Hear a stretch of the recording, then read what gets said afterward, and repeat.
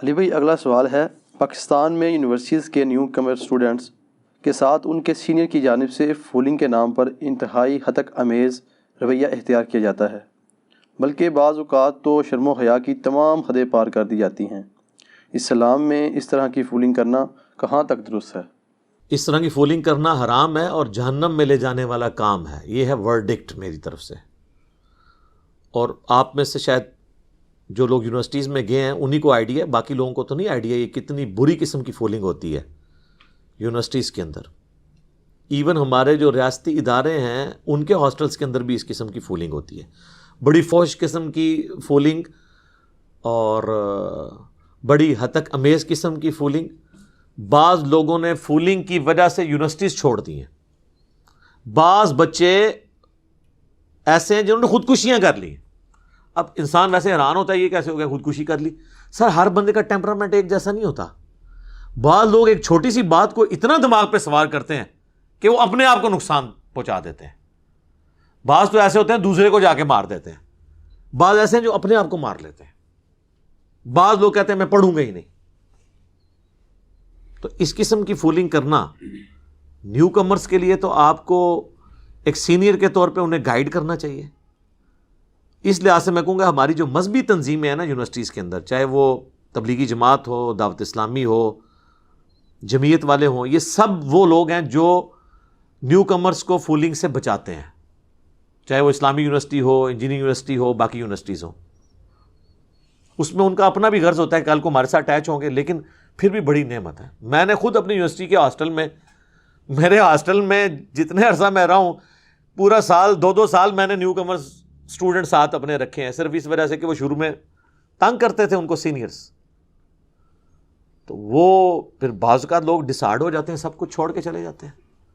تو اس طرح کی فولنگ کرنا جس میں آپ اس کی ایسی تذلیل کر دیں اور فحاشی کو پروموٹ کریں، یہ بالکل حرام ہے، اور یہ بتانے کی ضرورت نہیں، ان کو خود بھی پتہ ہے یہ حرام ہے۔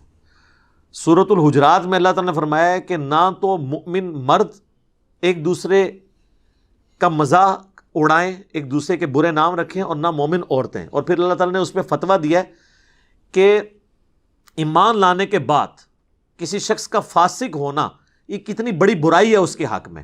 تو اللہ نے فرمایا ایسا بندہ فاسق ہے جو یہ حرکت کرتا ہے، یعنی گناہ کبیرہ کا مرتکب ہے۔ اور یہ حدیث تو آپ نے اکثر سنی ہے، بخاری اور مسلم دونوں میں، کہ مسلمان وہ ہے جس کے ہاتھ اور زبان سے دوسرے مسلمان محفوظ رہیں۔ اور ایک اور حدیث ہے بخاری اور مسلم میں، نبی صلی اللہ علیہ وآلہ وسلم نے فرمایا کہ مؤمن وہ ہے جو اپنے بھائی کے لیے بھی وہی پسند کرتا ہے جو اپنے لیے پسند کرے۔ تو پھر اس طرح تو کوئی تکلیف نہیں دے گا کسی کو۔ پھر صحیح بخاری میں حدیث ہے کہ جو شخص مجھے 2 چیزوں کی گارنٹی دے دے، اپنی زبان کی اور شرمگاہ کی، میں اسے جنت کی گارنٹی دیتا ہوں۔ بخاری اور مسلم دونوں میں حدیث ہے کہ بعض اوقات اللہ تعالی کی نافرمانی کا کوئی شخص ایسا جملہ اپنی زبان سے نکال دیتا ہے جس کی طرف اس کی توجہ بھی نہیں ہوتی، اور وہ مشرق اور مغرب کے فاصلے کے برابر اتنی چوڑی، جو یعنی گھاٹی گہرائی کے اعتبار سے، اس میں جہنم کی جا کے گرتا ہے اور اس کی توجہ بھی نہیں ہوتی کہ میں نے یہ کیا کلمہ نکال دیا اپنی زبان سے۔ بڑا سینسٹیو ایشو ہے۔ جامعہ ترمذی میں حدیث ہے، موقوفاً ہے، وہ صحابی کہتے ہیں کہ نبی الاسلام کے ریفرنس سے بھی موجود ہے، موقوفاً بھی ہے، کہ کسی کو عیب مت لگاؤ، کسی کا مذاق مت اڑاؤ، کسی کو آر مت دلاؤ۔ اور پھر وہ کعبے کو مخاطب کر کے کہتے ہیں کہ کعبہ تیری حرمت اور عزت ہے، لیکن اللہ کے نزدیک ایک مومن کی عزت تجھ سے بھی بڑھ کے۔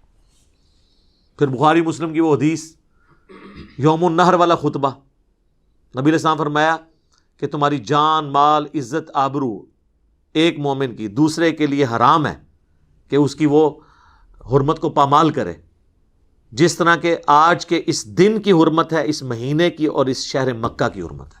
یعنی جس طرح ذوالحجہ کی، یوم النحر کی، قربانی کے دن کی اور مکے کی حرمت ہے، اللہ کے نزدیک ویسی حرمت ایک دوسرے کی جان، مال، عزت اور آبرو کی ہے۔ تو لوگ تو نہیں خیال کرتے۔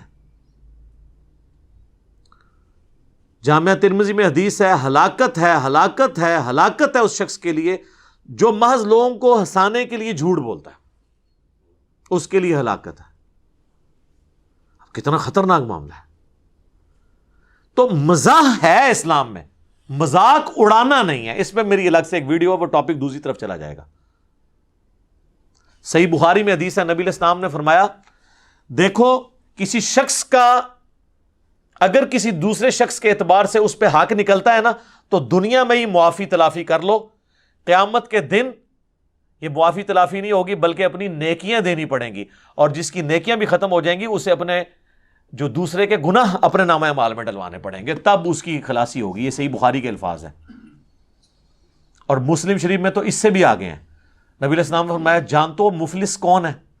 صحابہ نے کہا ہم تو مفلس اسی کو سمجھتے ہیں جس کے پاس دنیا کا متاع مال نہ ہو. آپ نے فرمایا میری امت کا مفلس وہ ہے جو نماز, روزہ, حج, زکوٰۃ ڈھیروں ڈھیر لے کے آیا, لیکن اس حال میں کہ دنیا میں کسی کو گالی دی, کسی کو مارا, کسی کو پیٹا, کسی کی عزت پامال کی, کسی کا خون بہایا, ذہنی ٹارچر کیا کسی کو. تو قیامت والے دن وہ شخص آ کے کہے گا اللہ مجھے بدلہ چاہیے, تو اللہ تعالیٰ فرمائے گا اتنی اتنی نیکیاں اس کے بدلے لے لو, کیونکہ آخرت کے دن کی کرنسی کیا ہے؟ نیکیاں. حتیٰ کہ اس کی ساری ڈھیروں ڈھیر نیکیاں ختم ہو جائیں گی, اور ابھی بھی لوگ باقی ہوں گے جنہوں نے بدلہ لینا ہوگا. پھر اللہ فرمائے گا اس کی نیکیاں تو ختم ہو گئی ہیں, اب اس طرح کرتے ہیں کہ تمہارے گناہ اس کے نامہ اعمال میں ڈالتے ہیں. وہ نیکیاں کیا, گناہ بھی بڑھانے شروع ہو جائیں گے, اس کے نیکیاں تو ختم ہوئی, اور پھر اسے دوزخ میں ڈال دیا جائے گا. نبی علیہ السلام فرمایا میری امت کا مفلس یہ شخص ہے. اللہم لا تجعلنا منہم, اللہم اجرنا من النار. اور یہ انصاف کا معاملہ اس حد تک ہے کہ صحیح مسلم میں حدیث ہے کہ دنیا میں اگر کسی سینگ والی بکری نے بغیر سینگ والی بکری کو سینگ مارا ہوگا نا, تو اللہ تعالیٰ بغیر سینگ والی بکری کو سینگ دے گا, اور جس کے سینگ تھے دنیا میں اس کے سینگ ختم کر کے کہے گا اب اس سے بدلہ اتار. اگر جانور بھی بدلہ اتاریں گے تو انسانوں کا بدلہ نہیں دلایا جائے گا. تو لہٰذا یہ فولنگ کرنا, کسی کی دل آزاری کرنا, کسی کو زبان سے ٹارچر کرنا, کسی کو تکلیف دینا, یہ تو اپنے لیے جہنم کمانے والی بات ہے. تو اس طرح کی یونیورسٹیز میں جتنی فولنگز ہو رہی ہیں, ویسے تو اب جب سے سیاسی جماعتوں کا اثر و رسوخ یونیورسٹی سے ختم ہوا ہے اور تھوڑا سا پڑھائی کا کلچر عام ہوا ہے, اب کافی حد تک فولنگ کنٹرول ہو گئی ہے, لیکن ابھی بھی 100% نہیں ہوئی ہے. یونیورسٹی انتظامیہ کا کام ہے کہ وہ اس کے اوپر چیک رکھے, کیونکہ بعض اوقات بڑا یعنی بے حیائی والے معاملات اس کے اندر ہوتے ہیں اور لوگ بڑے ڈسہارڈ ہوتے ہیں. میں نے بتایا خودکشیاں کی ہیں لوگوں نے یونیورسٹیز چھوڑ کے, اور پھر وہ بھی یہ ہے کہ وہ بعض اوقات بیچارے کوئی اتنے سادہ لوگ ہوتے ہیں ان کی ہی بار بار لوگ فولنگ کرتے رہتے ہیں, کیونکہ بیچارے وہ اپنا دفاع نہیں کر پاتے. ہر کوئی بندہ تیز ترار تو نہیں ہوتا, تو وہ بڑا مشکل وقت ہوتا ہے یونیورسٹیز کے شروع کے کوئی 3-4 مہینے جو ہے نا, اس میں بڑی عجیب و غریب قسم کی ایکٹیویٹیز پرفارم کرواتے ہیں, خصوصاً جہاں پہ کو ایجوکیشن ہے وہاں تو اب سینئرز جو ہے نا وہ اسٹوڈنٹس کو پھول دے کے بھیجتے ہیں کہ جی فلاں جا کے اس فلاں لڑکی کو جا کے پھول دے آؤ. اب مجھے بتائیں, اب یہ حرکت یعنی وہ فلاں لڑکی اگر اس کی بھیجنے والی کی بہن ہو تو وہ یہ گوارا کرے گا کہ یہ حرکت کروائے؟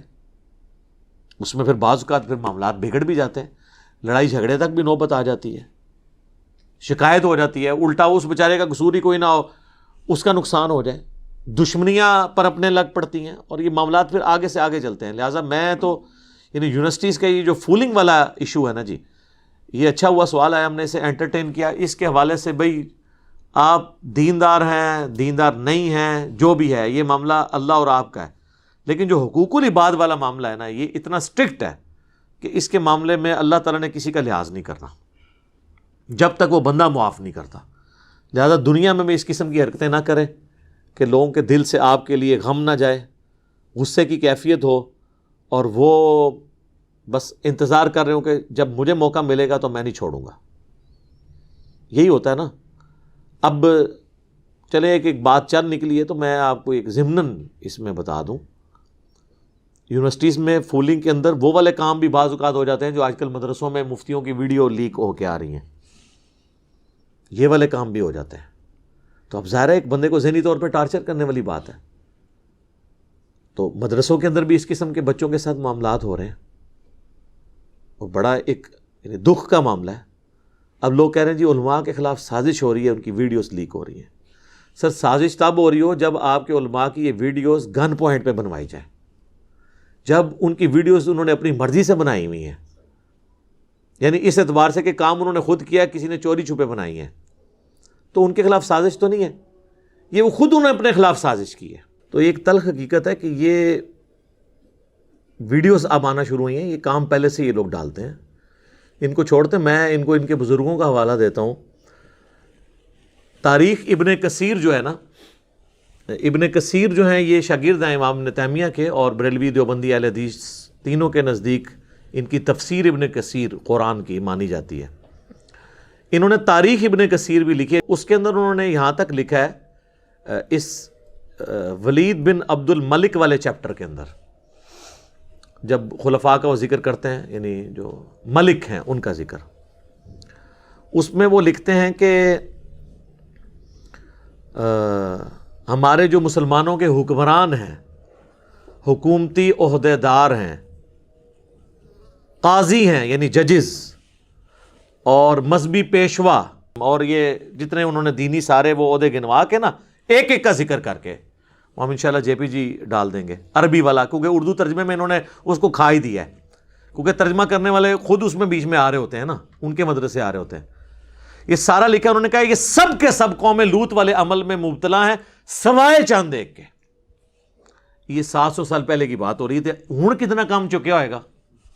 اور پھر آگے انہوں نے لکھا ہے کہ آپ جب سفر پہ جائیں تو اپنے بچوں کو، وہ کہتے ہیں نا دوا جو ہے بچوں کی پہنچ سے دور رکھیں، انہوں نے کہا اپنے بچوں کو ان کی پہنچ سے دور رکھیں سفر کے دوران، یعنی جو علماء کرائم ہے، یعنی علماء سو کی بات کر رہا ہوں، عزت والے علماء کی نہیں بات کر رہا، علماء حق کی بات نہیں کر رہا۔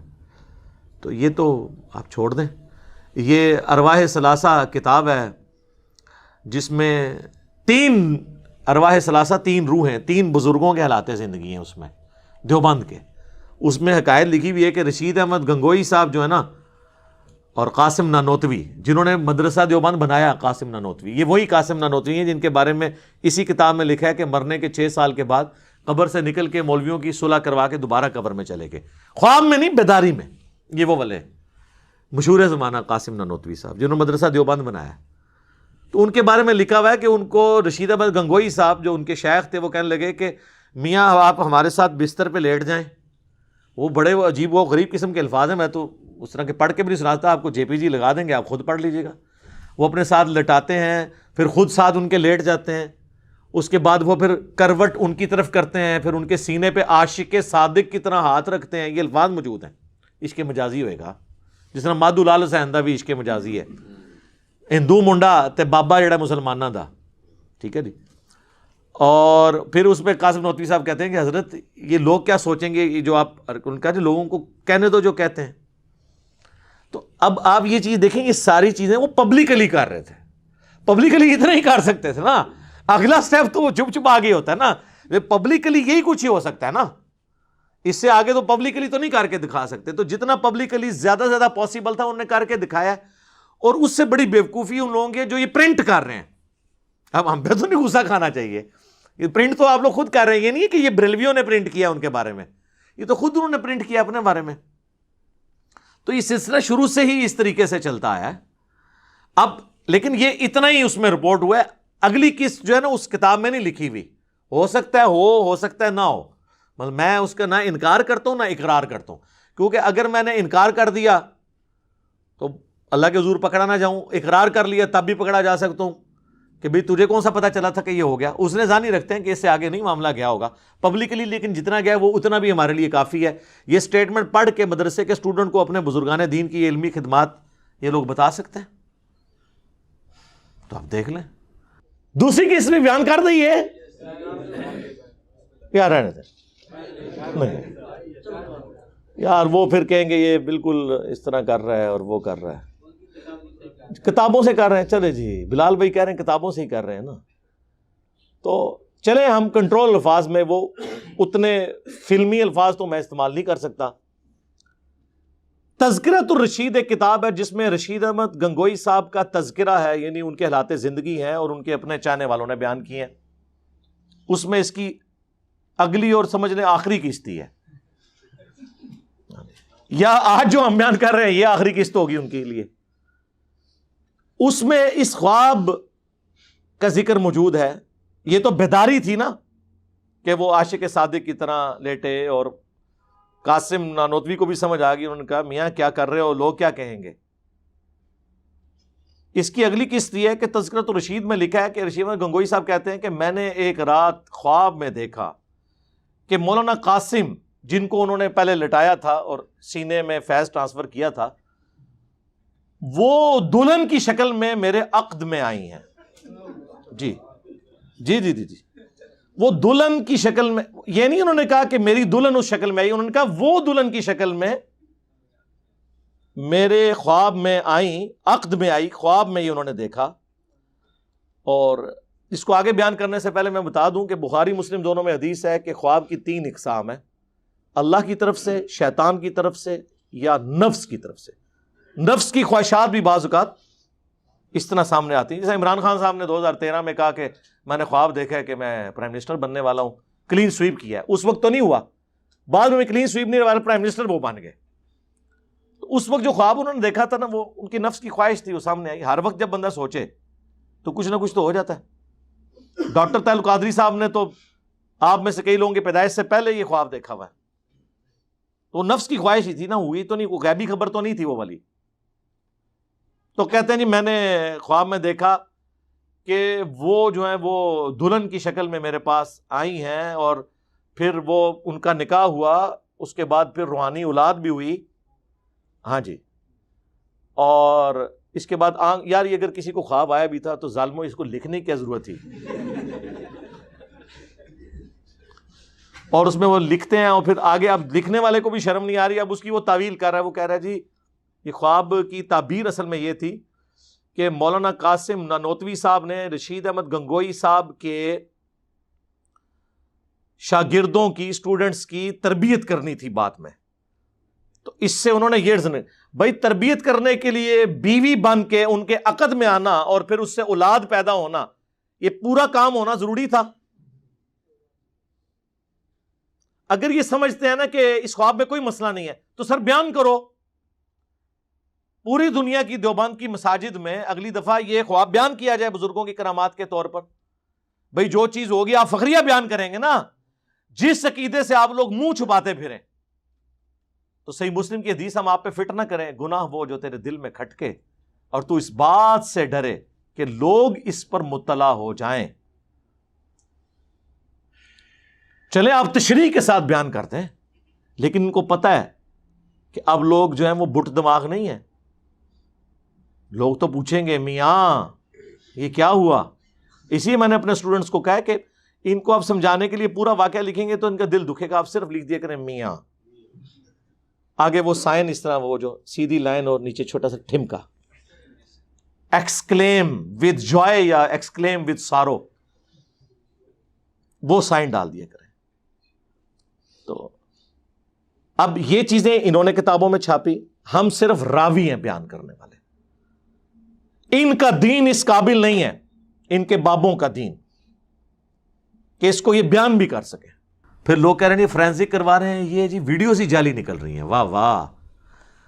اور ایک مفتی صاحب کہتے ہیں کہ جی وہ چہرہ میرا دھاڑ نیچے کسی اور کا لگا ہوا ہے، تو آپ جو چہرے سے بھی جو کچھ کر رہے ہیں، جو آپ یعنی اس سے اذکار کر رہے ہیں، وہ سارے لوگوں کو نظر نہیں آ رہے، اس چہرے سے جو پھول جھاڑ رہے ہیں وہ لوگوں کو نظر نہیں آ رہے ہیں، دھاڑ اگر کسی اور کا لگا ہوا ہے سب کو نظر آ رہا ہے۔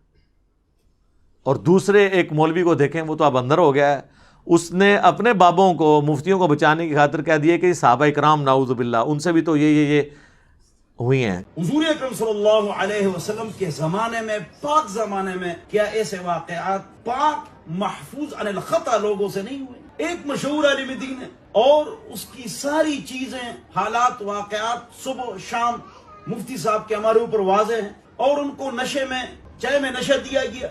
ویڈیو کے اندر صاف موجود ہے کہ وہ اس کی حرکتیں بے قصد ہیں، ہم کو ان کے ساتھ دینا چاہیے۔ کل تک یہ لوگ جو ہیں وہ عصمت صحابہ کا رونا روتے تھے، اور آج یہ لوگ، وہ پنجابی میں ایک محاورہ ہے کہ باندری دے پیر جدو سڑن لگ دینا تو اپنے بچے پیروں تھلے دے لیندی، یعنی بندریا کے جب پاؤں جلتے ہیں نا دھوپ کی وجہ سے، تو اپنی جان بچانے کے لیے اپنے بچوں کو پاؤں کے نیچے لے لیتی ہے۔